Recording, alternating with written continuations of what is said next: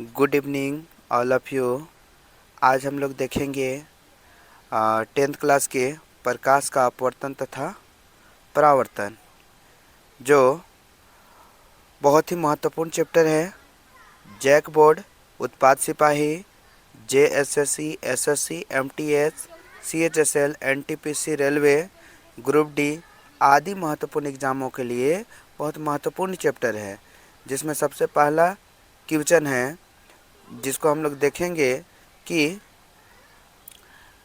प्रकाश के किस तरह से टकराकर वापस लौटने की प्रक्रिया कहलाती है। यानी क्वेश्चन है कि प्रकाश के किसी तरह से टकराकर वापस लौटने की प्रक्रिया कहलाती है। तो इसका सही आंसर हो जाएगा आपका बी ऑप्शन, परावर्तन। यानी प्रकाश किसी सतह से टकराकर जब वापस लौटता है तो वापस लौटने की प्रक्रिया को कहते हैं प्रकाश का परावर्तन। अगला क्वेश्चन हम लोग देखेंगे कि आपतन कोण, परावर्तन कोण होते हैं। तो आपतन कोण और परावर्तन कोण जो होता है वो क्या होता है, हमेशा समान होता है।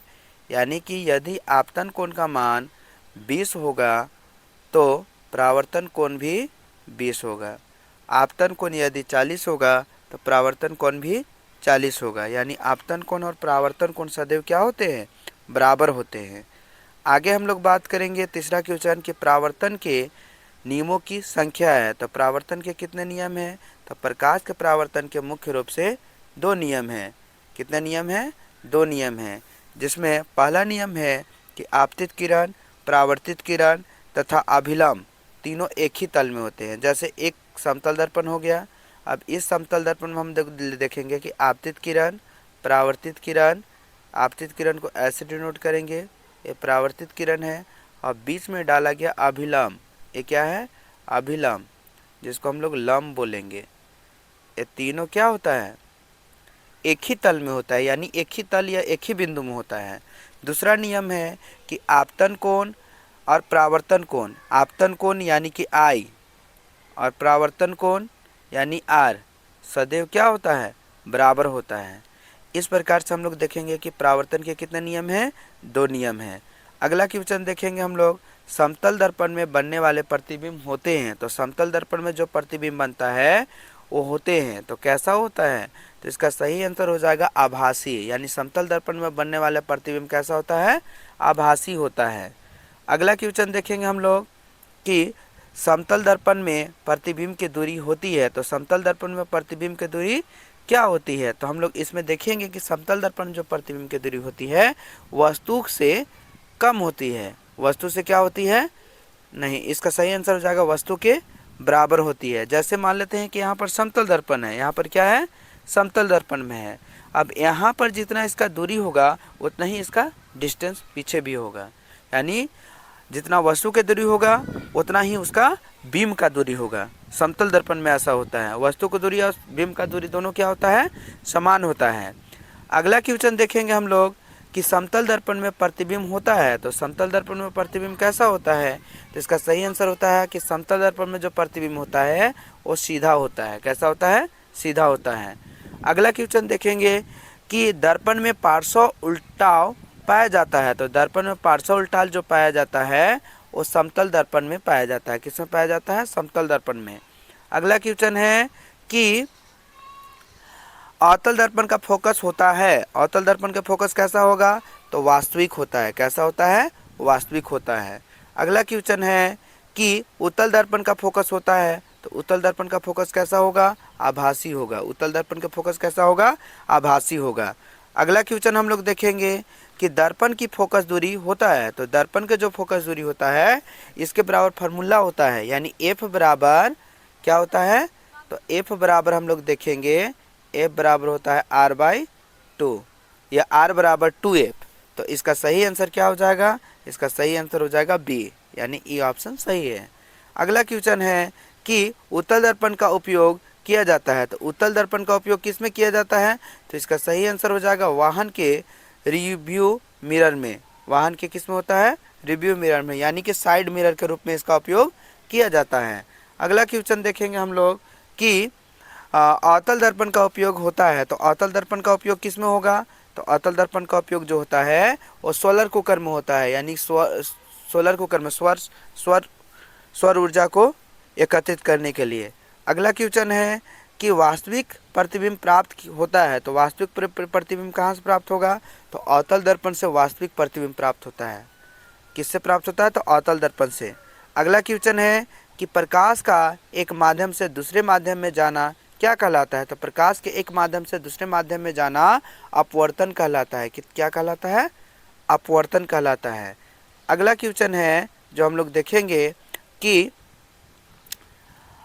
अपवर्तन का कारण है, तो अपवर्तन का क्या कारण है? तो अपवर्तन के जो कारण है चाल में परिवर्तन। अपवर्तन का क्या कारण हो जाएगा? चाल में परिवर्तन। अगला क्वेश्चन हम लोग देखेंगे कि प्रकाश विरल माध्यम से सघन माध्यम में जाता है। प्रकाश जो है वो विरल माध्यम से सघन माध्यम जाता है तो अभिलंब की ओर मुड़ जाता है। किसकी ओर मुड़ता है? अभिलंब की ओर मुड़ जाता है। अगला क्वेश्चन हम लोग देखेंगे इसमें कि जैसे यहाँ पर क्वेश्चन है कि कांच की आयताकार पट्टी से निकलने पर प्रकाश किरणें होती है तो क्या हो जाती है? समानांतर निकलती है। कैसे निकलती है? समानांतर निकलती है। अब इसमें हम लोग देखेंगे अगला क्वेश्चन कि पार्श्व विस्थापन होता है, तो पार्श्व विस्थापन किस में होता है? तो इसका सही आंसर हो जाएगा पार्श्व विस्थापन जो है वो किस में होता है? तो पार्श्व विस्थापन कांच में होता है। किस में होता है? कांच में होता है। अगला क्वेश्चन देखेंगे कि उत्तल लेंस कहलाता है। उत्तल लेंस क्या कहलाएगा? तो इसका सही आंसर हो जाएगा उत्तल लेंस क्या कहलाएगा? आपका हो जाएगा अभिसारी लेंस कहते हैं। उत्तल लेंस को क्या कहते हैं? अभिसारी लेंस कहते हैं। अगला क्वेश्चन है अवतल लेंस कहलाता है, तो अवतल लेंस जो है वो अपसारी लेंस कहलाता है। कौन लेंस कहलाएगा? अपसारी लेंस। अवतल लेंस क्या कहलाएगा? अपसारी लेंस। आगे क्वेश्चन देखेंगे हम लोग कि उत्तल लेंस का फोकस होता है, तो उत्तल लेंस का जो फोकस होता है वो क्या होता है?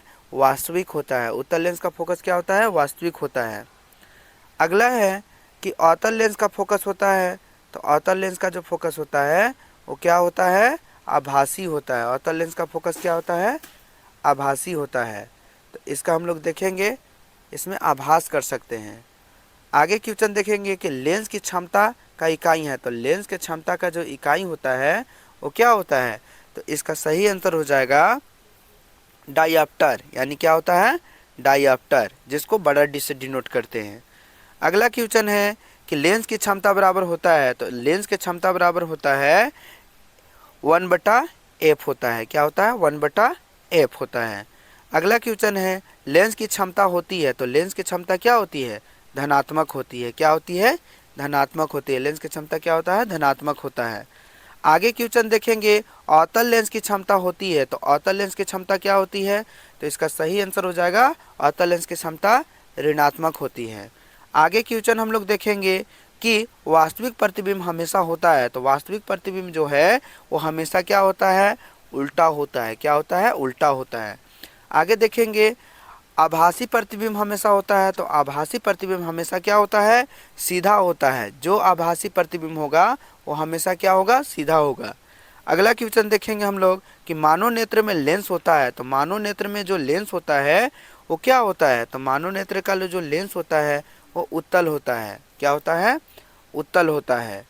आगे हम लोग बात करेंगे कि निकट दृष्टि दोष ठीक किया जाता है, तो निकट दृष्टि दोष किससे ठीक किया जाएगा? तो अवतल लेंस से ठीक किया जाएगा। किस लेंस से ठीक किया जाएगा? अवतल लेंस से।